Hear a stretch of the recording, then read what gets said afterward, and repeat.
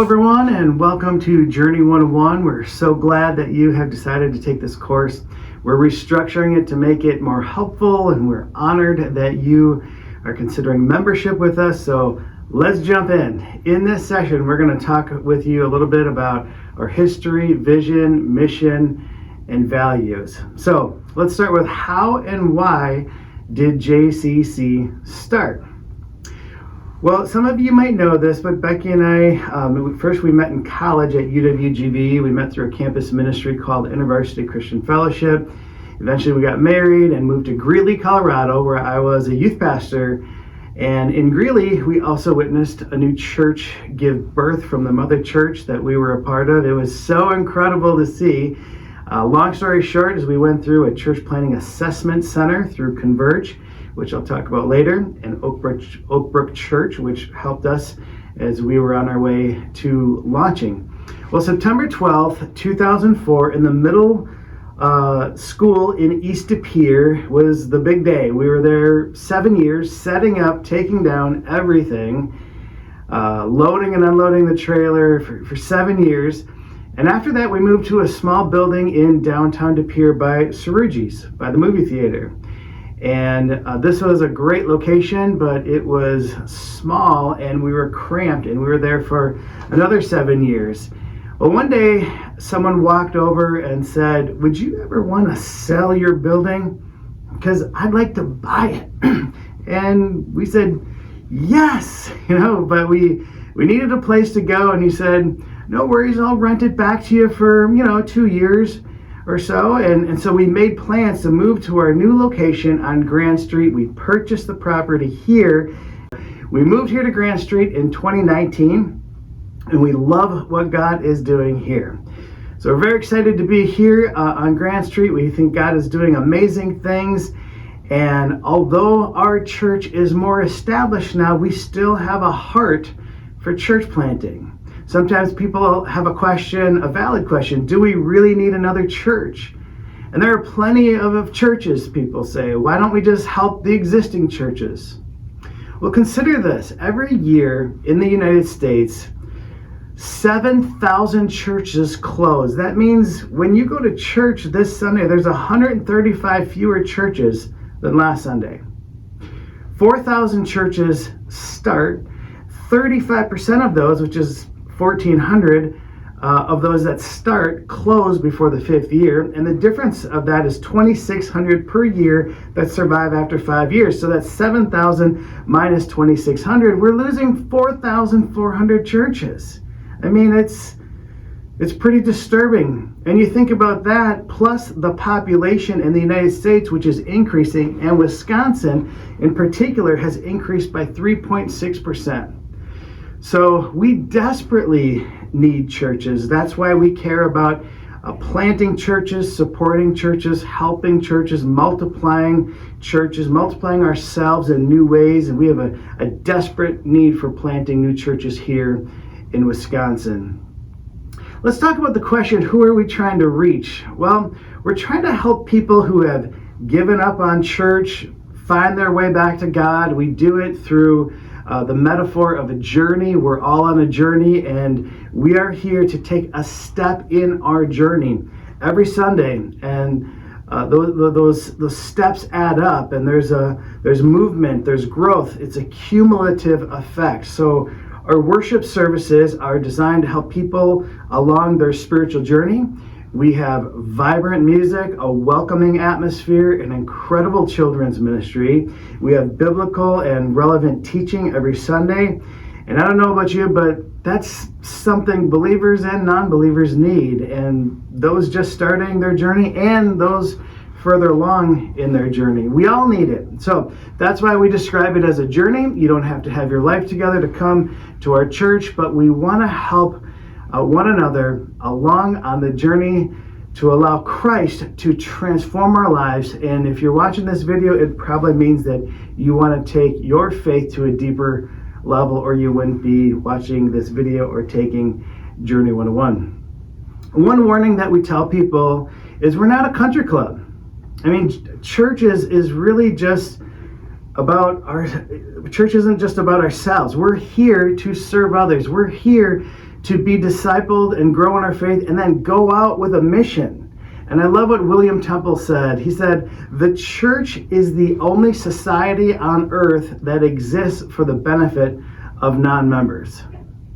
And so it's not just about us, it's about them, those that are not here, our community. We have 8,000 cars that drive past our property every day, and most of whom don't know what it means to have a relationship with Jesus. So we need to reach them. Which leads us to an important question. And the question is this: what is our mission? Disciples are called to make disciples, and to us, here's what that looks like. We call it the 3 S's: start, strengthen, and share. We're all here to start, strengthen, and share our journey with God. That's our mission. It's intentionally simple. And if all of us did that, we'd be turning this world upside down for Jesus, right? That's a disciple. That's our calling. That's our mission. That's the journey we're all on. Start, strengthen, share. Everyone has a starting point. We always want to be strengthening and nourishing our faith, and we're meant to share it with others. God could use us to change someone's life and eternity. What are our values? Our values are what we practice as a church. It's the guidelines we operate in and make decisions by. We have 10 values. Each value is accompanied by a question to determine if we are living that out. So here are the 10 values. Number 1, biblical authority. God has spoken to us through the Bible, and we recognize it is the final authority in our lives. And the question is, are your priorities consistent with Scripture? Question number 2, all people matter to God. We will create a grace-giving, come-as-you-are environment for all people to explore Christ in their spiritual journey. We're here for those that aren't yet here, right? And the question is, do you love people? Number 3, authentic relationships. Accountability, belonging, care, spiritual growth, those things happen best within the context of authentic relationships. And the question is, are you in a growth group? Because that's where that best happens. Number 4, empowering families. Experts, or I should say parents, are the most influential people in the lives of their kids. Therefore, we partner with parents for the greatest spiritual impact. And the question is, are you willing to be equipped to lead your children? The next question is number 5, intentional discipleship, or I should say apprenticeship. We are responsible to pass along to others the knowledge, skills, and opportunities that have been entrusted to us. And so the question here is, are you apprenticing someone? Are you bringing somebody along? And we'll talk more about that in another session. Number 6, prayerful dependence. Prayer is so important. We can do nothing apart from Christ, and it is through His power that anything is accomplished for His purposes. So prayerful dependence, and the question is, are you praying consistently? The next question, that's one of our values, is number 7, missional relevance. And we must communicate the whole gospel message to our mission field in a relevant and understandable way. We have a very unchurched mission field all around us. And the question is our ministries, is our areas appealing, engaging, and helpful for those people to engage? Number 8, spiritual contributors. Followers of Jesus are contributors, not consumers. Our church is most effective when each believer is using his or her gifts and talents and resources to advance God's kingdom. And the question is, where are you serving? The next value that we have is number 9, holistic discipleship. And what does that mean? Well, discipleship is a process, not a program. We want to learn to intimately connect with God personally and allow Him access to our entire being. And the question here is your relationship with God growing? And obviously, for many people, it's not growing. It's just existing. And the last one, number 10, is cooperative multiplication. What does that mean? We are here to build God's kingdom, not just our own kingdom or our own church. We believe we can do more to advance God's kingdom through partnering with others to reach the world. And the question here is, who can you partner with to advance God's kingdom? So those are our values, and they're very, very important. What does our future look like? Well, a while back, George Barna did some research and found that in American churches, that 80% have reached a plateau or are declining. 15% are growing because of transfer growth, and only 5% are growing because of actual conversion growth. Churches are reaching people for Christ. And I've always felt that churches should strive to grow through conversion growth, if at all possible, right? We're not here to reshuffle the deck. So when I was in seminary, I had a professor teach a class. It was called Evangelism for Discipleship. And long story short, for the first time, something clicked inside of me as he was talking. He was sharing with us this verse that is found in Matthew 16:18, where it says, Jesus says to Peter, "And I tell you, you are Peter, and on this rock I will build my church, and the gates of hell shall not prevail against it." That's cool. Then he explained that where they were, and that just blew my mind. They were in Caesarea Philippi, and honestly, I thought at first, well, who really cares? Which is why we always want to understand the Bible in its proper context, right? So because this changed everything for me, and I hope it does for you, when I heard this, I felt my heart thumping louder and louder and louder. Just in my chest, something was happening. And here's why it's so important in Caesarea Philippi, where this took place. In the Old Testament, there's a region known as Bashan.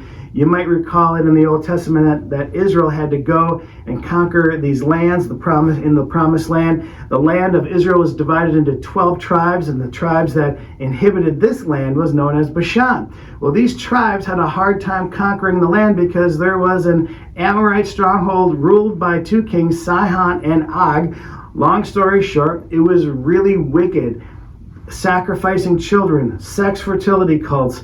So to keep it simple, this all became known to the people in this region, Bashan, to be the gateway to the underworld, the dwelling place of the dead.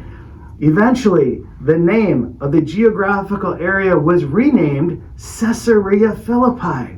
The site was filled with rocks and caves with features of statues and deities. Worshippers could cast offerings and make sacrifices into these rocks and caves.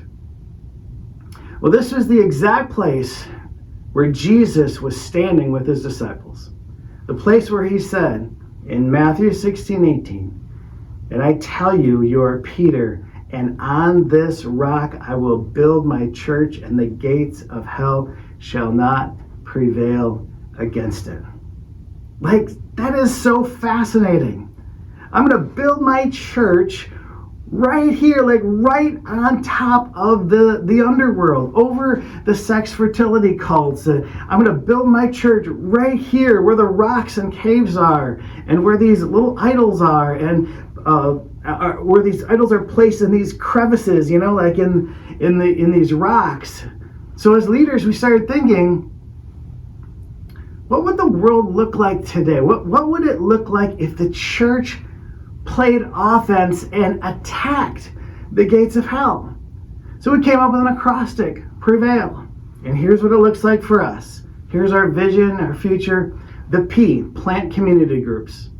This is like a group that goes out into a community and loves people, like missionaries that are being sent out, starting a basic Bible study group. There are places all around the perimeter of Northeast Wisconsin that could use a group that invites the community to it, and perhaps a campus would someday start as a result. So we want to, the reach surrounding communities. That's the R of Prevail. We have thousands of people all around us here on Grand Street. We are continuing to pray and think of creative ways to reach them. I recently read that 97% of people living in apartments don't go to church. We have apartments all around us. The E of Prevail, expanding our campus. We are actively looking at expanding our campus so that we can reach more people and fit more people in, and we are working on an addition to our original building. The V, virtual impact. After the COVID pandemic, we quickly learned that people like to watch online before they come in person. Along with social media, we have opportunities to reach a lot more people. A, additional staff. As our church grows, we're looking to expand our staffing needs. I, intentional discipleship. We are being more strategic and focused in our discipleship and are excited about utilizing resources from the Rooted Network. Really, really helpful and important things. The L is for leadership development. As our church grows, so does our need for leadership development. We're constantly striving to develop new leaders to prepare for the future. We have a great future. So our future, our vision, we're going to continue to play offense, attack the gates of hell through Prevail. And there are people whose lives and eternities matter, and they're all around us. And we have the life-changing power of the gospel to share with them so they can start their journey with God. Now, I hope that helps you know about who we are. And in session 2, I'm going to share with you what we believe is essential to us at Journey. Before you go to session 2, please take a few moments to reflect on a few questions from this session. It will be on your screen and your notebook. We'll see you next time.